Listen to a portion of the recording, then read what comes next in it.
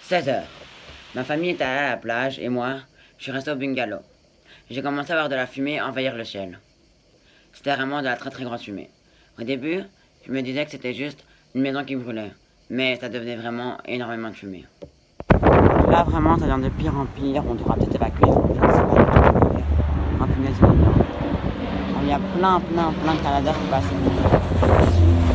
Il y en a de tous les côtés, et le feu commence vraiment à être de pire en pire, regardez tout ça.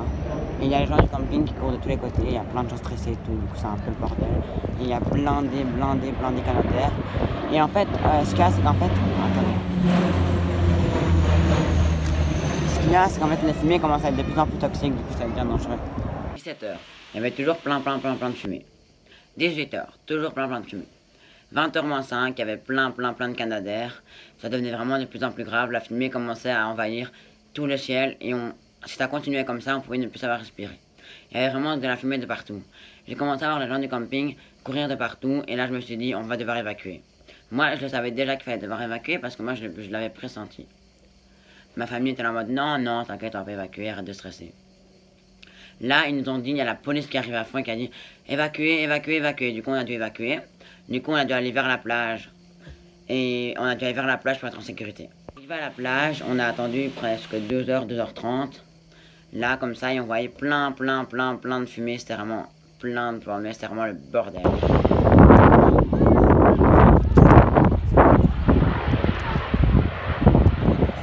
Après, on a dû évacuer. Du coup, ils nous ont dit, après 2 h 30 d'attente, ils nous ont dit d'aller à l'entrée du camping, qu'il y avait des bus qui allaient venir nous chercher. Là, on a encore attendu une demi-heure. Les bus sont venus nous chercher et il y avait les policiers et les pompiers qui étaient là pour nous escorter. Ils nous ont dit, si vous voyez des trucs, ne soyez pas choqués et restez dans le car. Ne bougez surtout pas. On est 1500 et on savait pas mettre tout le monde dans 2 cars. Du coup, on a dû faire plein de petits groupes et nous, on a réussi à avoir le premier car. Après, on a été, là, on est arrivé au gymnaste, où on était en sécurité, on passait la nuit là. Et là, il était 2 h 30 du matin.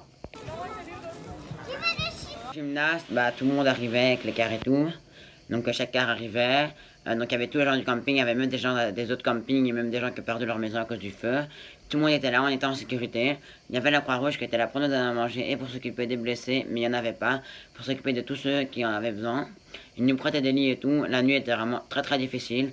On a dormi que moi j'ai dormi que 3 heures la nuit. C'était vraiment très compliqué. Le matin on était très fatigué. On s'est réveillé le matin. On a passé toute la journée là-bas, on était vraiment crevés, on n'en pouvait plus. En fait, on n'a rien fait de la journée après être couché, vu qu'on savait rien faire. Tout le monde était dans le gymnaste et tout. Tout le monde, voilà, c'était vraiment horrible. On a attendu là-bas toute la journée et le soir, enfin. Et en fait, le camping, notre camping n'a pas brûlé, on a vraiment de la chance. Parce qu'il y a plein d'autres campings qui ont brûlé.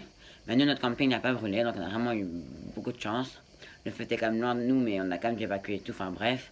Du coup, on était vraiment crevés, on était resté là toute la journée et tout, on n'en pouvait plus, on avait chaud et tout. Du coup, le soir, enfin, ils nous disent qu'on peut aller reprendre les bus pour rentrer chez nous, pour rentrer au camping. Parce que nous, notre camping est en sécurité. Du coup, on a dû encore attendre presque 3 heures avant d'avoir les bus, parce qu'ils devaient aller chercher tout le monde.